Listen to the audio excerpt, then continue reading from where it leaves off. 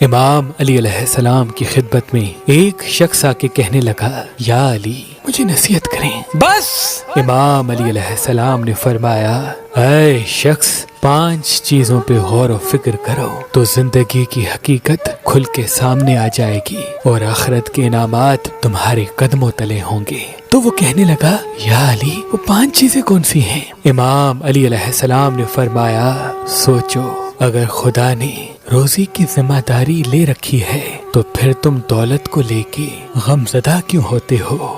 دوسرا، اگر روزی پہلے سے بانٹی جا چکی ہے تو تم لالچ کر کے دوسروں کا حق کیوں کھاتے ہو؟ اگر حساب و کتاب حق ہے تو تم مال جمع کر کے قیامت کے دن اپنے ہی گلے میں توق کیوں ڈالتے ہو؟ چوتھا، اگر خدا نیکی کا بدلہ دینے والا ہے تو تم نیکی کرتے وقت کنجوسی کیوں کرتے ہو؟ اور 5واں،